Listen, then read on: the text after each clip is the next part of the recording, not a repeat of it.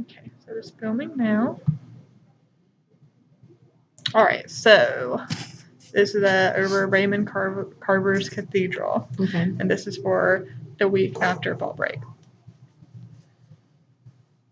So my standards, I have analyzed how complex characters develop over the course of a text, um, cite strong and thorough textual evidence to support analysis of what the text says explicitly, as well as inferences, and then write narratives to develop real or imagined experiences or events using effective technique while choosing details. Blah, blah, blah. So the lesson objectives, which I have to have an objective to go with each standard. Okay. So that was something I think I had to go back and edit from the last lesson plan. Okay. So for the first standard, I have students will be able to analyze and explain how the main character in Cathedrals undergoes a transformation throughout the story, as well as analyze and explain the symbolic role of the blind man in the transformation. Students will be able to support their discussion of theme, character description, and story analysis by citing multiple specific textual references. And then for the third standard, students will be able to respond in brief narrative form to a writing prompt initiated by the reading of the cathedral. Okay. So that's for the journal. Mm-hmm. Overarching questions. I actually had a trouble kind of coming up with broad questions when we're talking about like a really specific short story. Mm-hmm. But I just put, how is Cathedral a story about connectedness? How does the reader experience the transformation with the narrator? And what is the difference between looking and seeing? Okay. So if you have any ideas on how to make those more like essential questions rather than like so specific to the text, or is that okay? I think it's fine for it to be specific to the text because they all kind of relate to the things that we're still looking at. You know, the idea of, you know, I think that they relate back to your objectives and still looking at the idea of theme, like you have listed here, and then the reader experience, the transformation with a narrator. And so that's linking it back to the idea of, you know, transformation or dynamic characters. And then the difference between looking and seeing, which again, that kind of relates to the idea of theme of the story, and then also to connectedness, because I think that's one of the integral things about being connected with those around you is actually seeing them. So I think that works. Okay. The only other thing, well, I don't know. Well, let's see where you go from here, and I'll see if my question gets answered. Okay.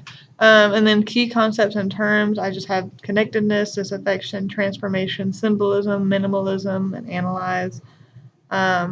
And then same materials, iTunes, Shobi, Smartboard, YouTube, iPad, which we won't really use YouTube, but I think I'm just going to keep those in every lesson plan. So we have those available. They're always possibility. Yeah.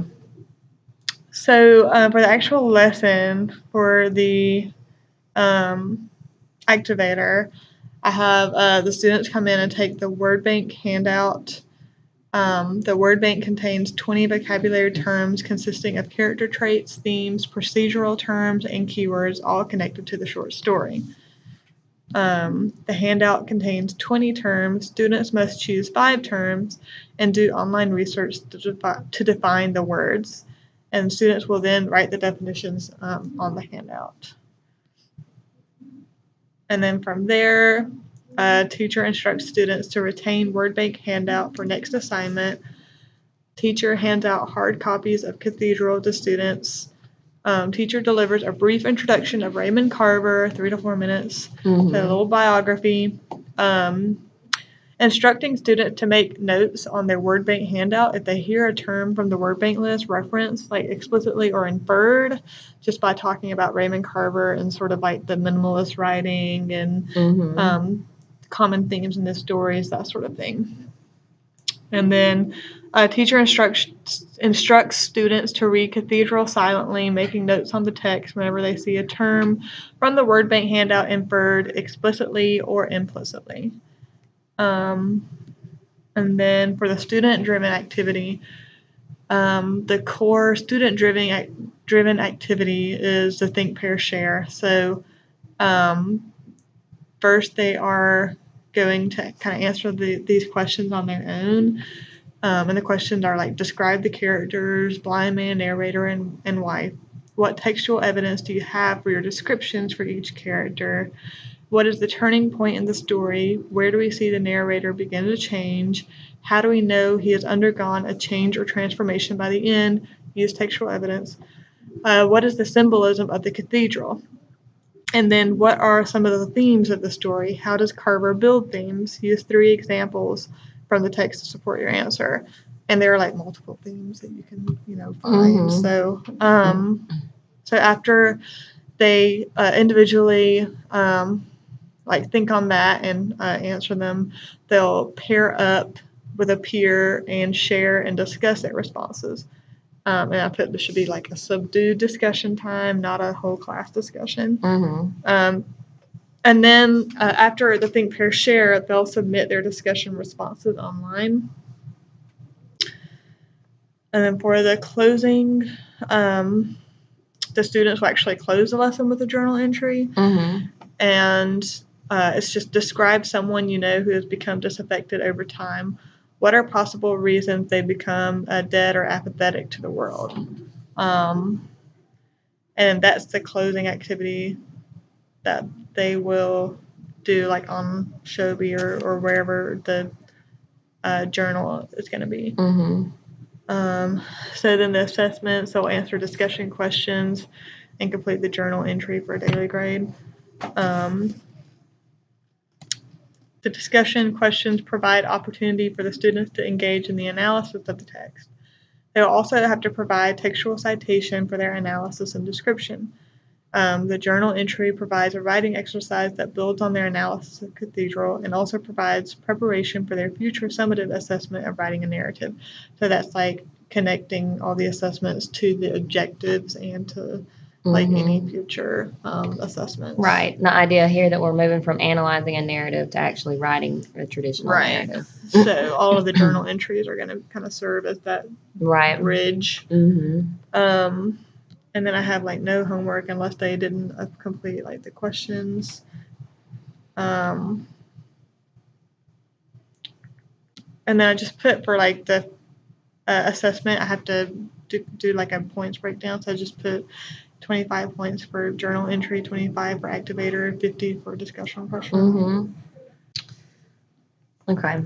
So before we go through the pre-lesson guiding questions, did you have any kind of practical things?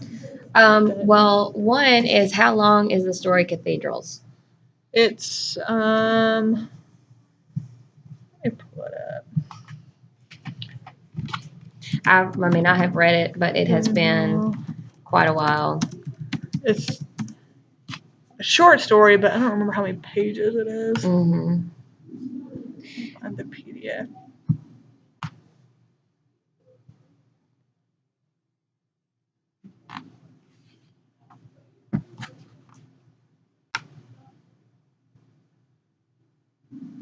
So it's kind of long. So 13 pages. So that might be kind of long for reading in class. So, yeah. Are they going to read the story entirely on their own? That's always ideal. Mm-hmm. But we could do you could do a jigsaw reading of it. Mm-hmm. Or even with pairs, assign half to one person, half to the other. Mm-hmm. Or assign it the day before and have them read it. Mm-hmm. What do you think would be better for this class? The one for tomorrow, I have the Gabriel Garcia Marquez is 3 pages. Yeah, so it's a lot shorter. But this one.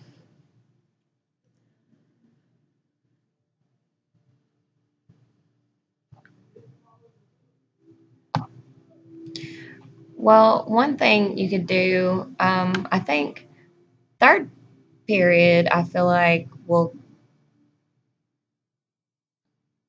most of them will just read and be okay. Mm-hmm.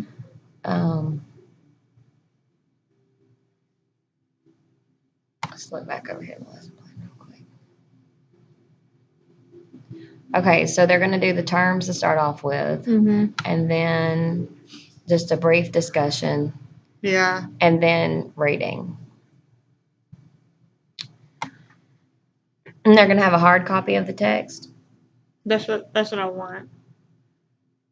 There's a lot of pages. If you think it'd be better to do it. Oh, we can do a hard copy of it. It's not a big deal. How stingy they are with paper. No, it's not. It's not a big deal. They just tell us don't make a lot of copies of things. But for like literature, we basically get a free pass. Okay. Because we don't have textbooks. We don't have enough of anything for anybody, so we get to make copies.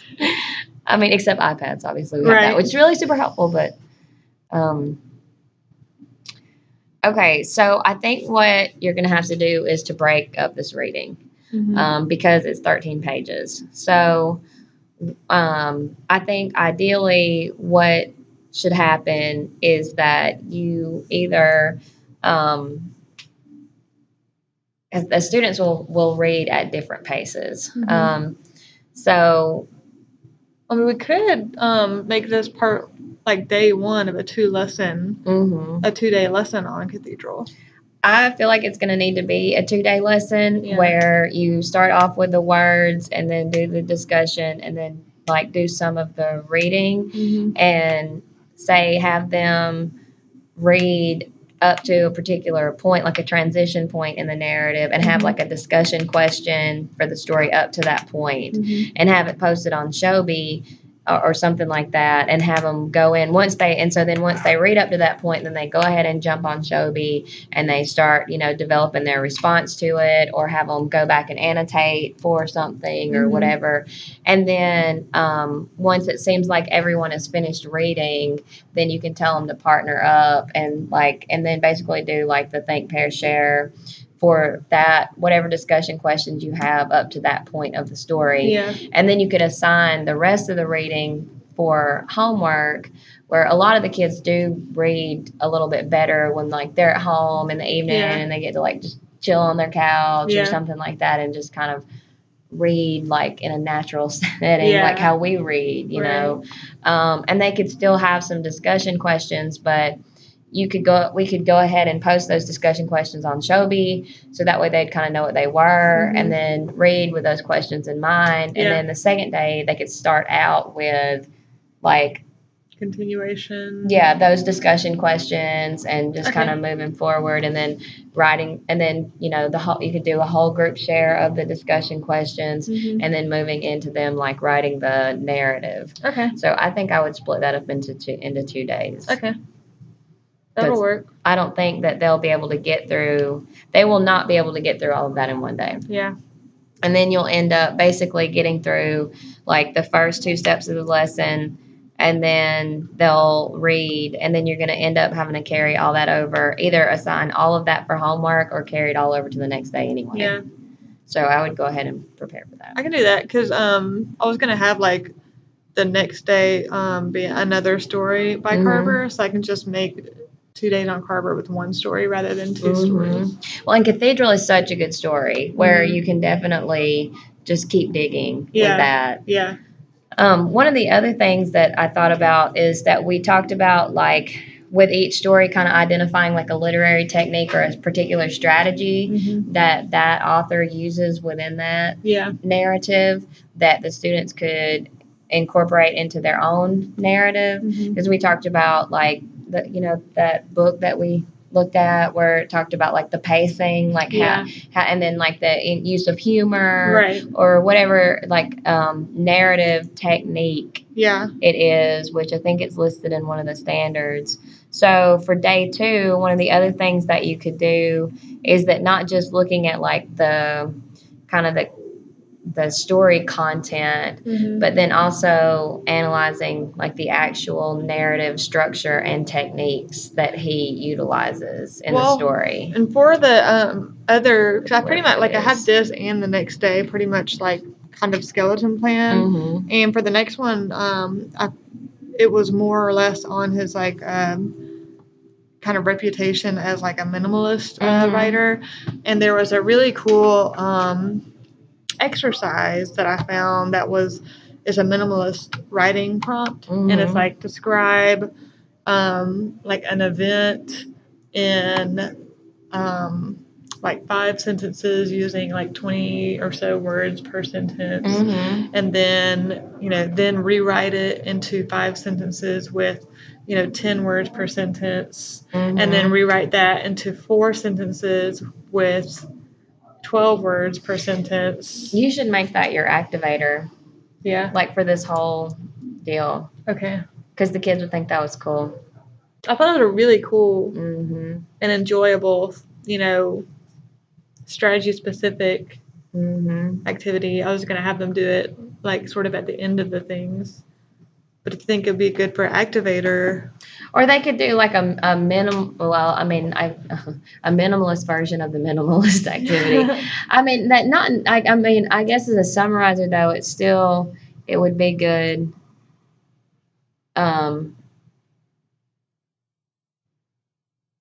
I could have well, if I did that as an activator, and then I could do that as an activator and then pass out, like, instead of using the word bank as an activator, have that as like a supplementary handout while I do like the short biography of Raymond Carver and like a short like kind of history of minimalism. Well, kind of thinking about it, I think that though your first day here, you're really more focusing on like the thematic elements of the story, right? Like the disaffected nature of the narrator and the transformation and what does the blind man symbolize and the cathedral and that type of thing. So I think that maybe saving that for like the second day or the end when you actually are really focusing more on that idea of like because they're not really going to see the minimalist structure. And well, that could be your activator for the second day. Yeah. Could be to do that now that they've seen they should have read the whole story and seen like that, the whole, as a whole, how that is functioning within the story to be able to do that themselves. So you might could use that. I mean, you definitely include that. The kids will think that's fun, and that is a good practical way to make them actually understand, minimalism. Because that definitely that performance task is important for them. So keep the word bank activity as you can keep that. One of the things I was going to say about the word bank thing is that do you I think that the students have this on their iPad.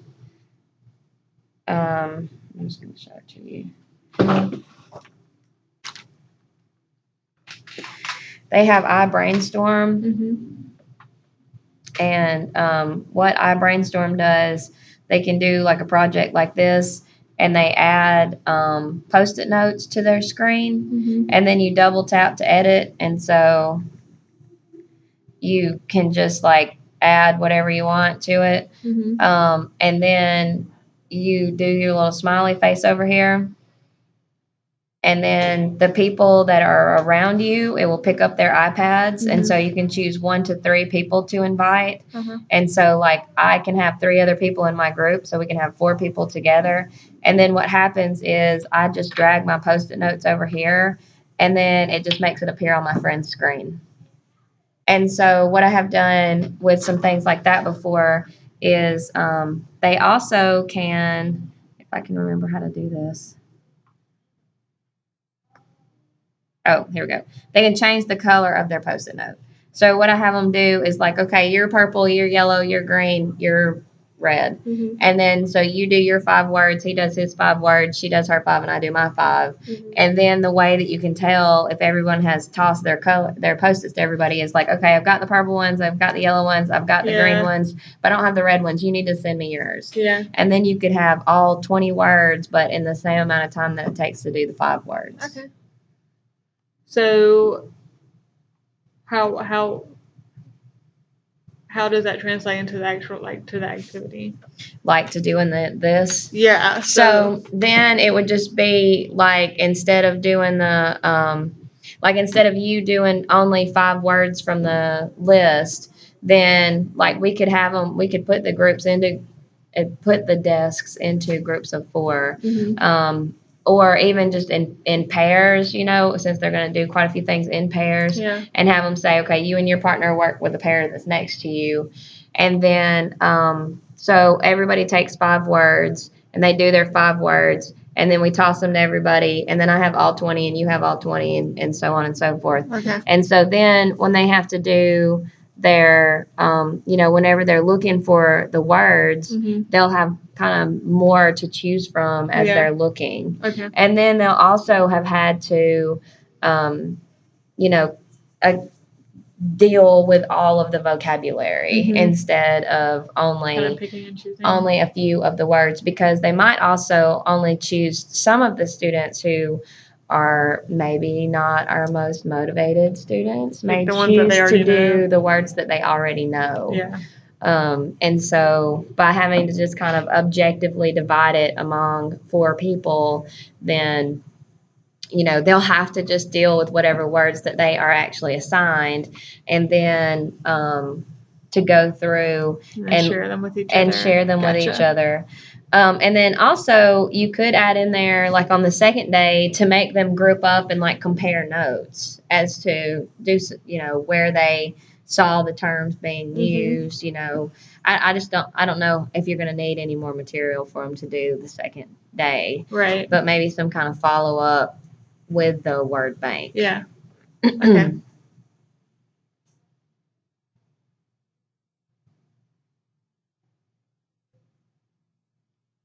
So we can cut the reading in half and have them like read the first 6 pages of the story, or 7 pages, whatever. And then I'll just going from that, I'll see where this page. Let's see where page 6 is in terms of the story.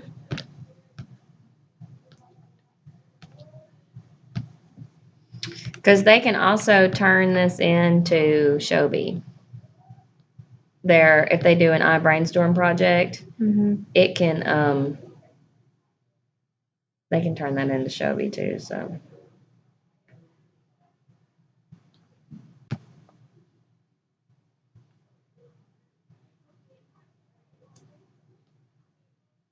So, they can still,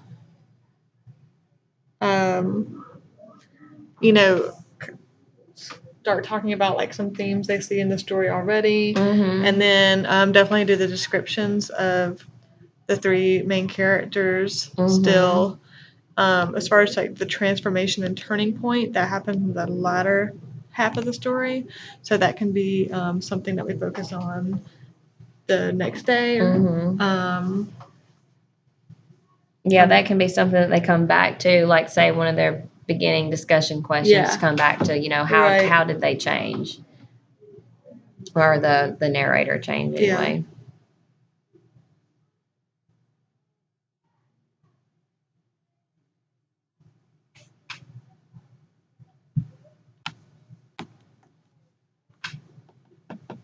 And then obviously the symbolism, they'll have to do that at the end.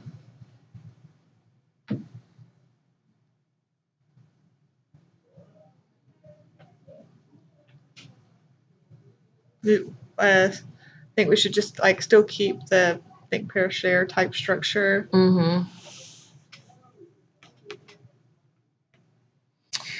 I think so. I think what you could have them do is like respond to the questions, individually, and then and have them do it on Shobi or write it down by hand. Yeah. And then have them get together and kind of compare. And especially if they do it on Shobi, and say they have to go back and make 1 or 2 additions or something like that to their original responses based on what they have gained from their discussion with their partner. And then we can do a whole group share and say, what's something good that you came up with, or what did you think that was significant that you noticed, or brag on your partner, what's something that your partner said that was really good, or whatever. But you can, they'll definitely they should have a lot to talk about from doing the individual responses and the partner responses and everything, and then being able to discuss it. And then that gives you a good opportunity to kind of go in and explain, like actually looking at the minimalist structure of the text, and you to be able to kind of touch on some of the significant elements there that you want to make sure that they're picking up on. So, yeah.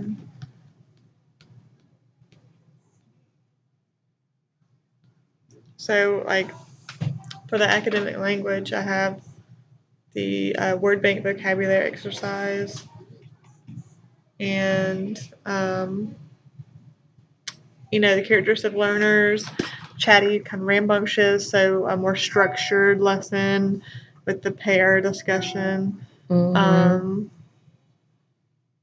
And then just the prerequisite knowledge, basic analysis skills, knowledge of narrative strategies, literacy strategies, discussion via think, pair, share, word bank vocabulary, personal journal entry. And then for the student equity, should be like where the differentiation comes in. Having students able to respond to questions on their own initially, thus being able to self-regulate themselves, and then having students pair up to share responses to give multiple perspective and peer feedback before submitting their answers. Also, having the word bank handout available as a resource will give some students helpful prompts as to keywords and themes. Any other ideas on like? I think that as far as the reading goes, the idea of like self-paced reading is important, because you're not, I mean, granted, they need to have it finished by the time they come into class the next day, but it still offers them the opportunity to read at their own pace. It's not like, okay, everybody has to finish this in 10 minutes. Right. So I think as far as student equity is concerned, is the self-paced reading, I think is important for that too. Pretty much. So what I'll do is the objectives can pretty much remain the same. Yeah, I think for the most part. I can edit a little bit, like with the transformation part, since that won't really be addressed so much in this lesson. Yeah. So just edit like some things relating to the second half of the story, or just paste it over into the next days.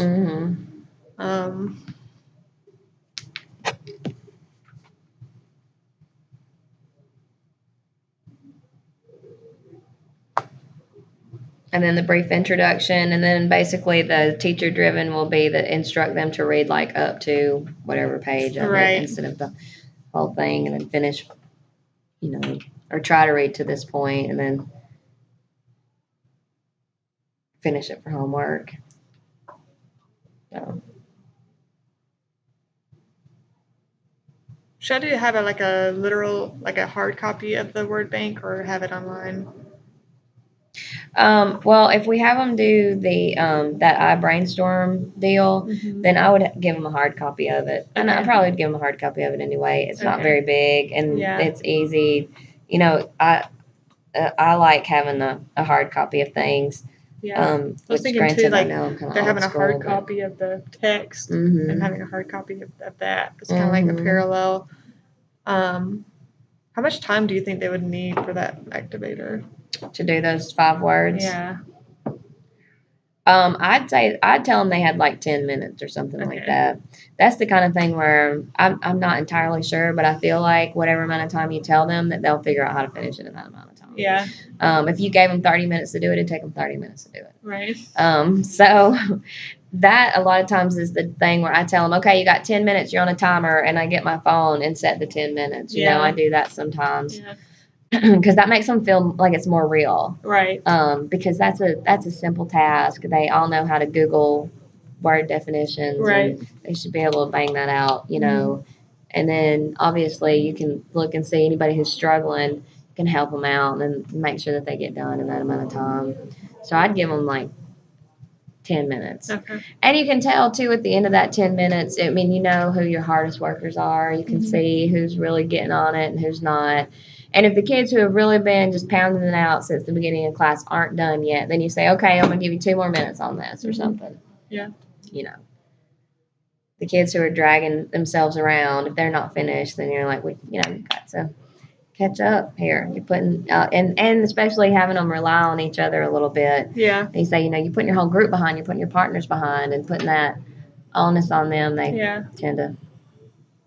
Ooh, I don't Feel care. more responsibility. I don't care if I fail, but I can't let everybody else fail. Right. Right. So I would just do that. I would say they had 10 minutes and then kind of adjust that accordingly if need be. Okay. You might want to choose some of the words to go ahead and discuss right here.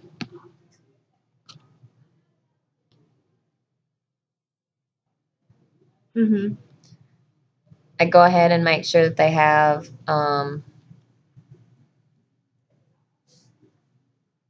because you're going to talk about Raymond Carver, and then are you going to go ahead and talk about some of the terms off the word bank? Yeah, because we're going to talk about like the style, the writing style too. Go ahead and talk about introduce that. Okay. So they'll be hearing like minimalism, blue collar, desperation, other words that are on their word bank that are not just specific to Cathedral, but also specific to kind of like the minimalist style.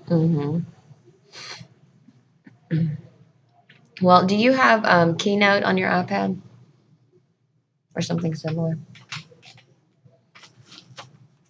I don't know that I do. What is it again? I know I've never used it. It's like PowerPoint. Okay. No, I don't think. But you do have. But you have PowerPoint. No. Yeah. Not unless it automatically is on here. Oh. Yeah. I have to download it. Well, there are like some free presentation apps that you can use, or even like on Google Drive. They have like a PowerPoint kind of deal. Yeah. You might want to, and even if it's not on that, just in some way, shape, form, or fashion, to put like whatever words that you're going to talk about, to have a way to put up like the definition that you want them to have of those words. Yeah. Where you can tell them, it doesn't have to be word for word what my definition is, but the main idea of your definition needs to match the main idea of my definition. Yeah. So if somehow you got like way off in left field and you looked up something that is not right, then you need to fix that, as a way to kind of just display some of that information. Okay. So. I hear your twin.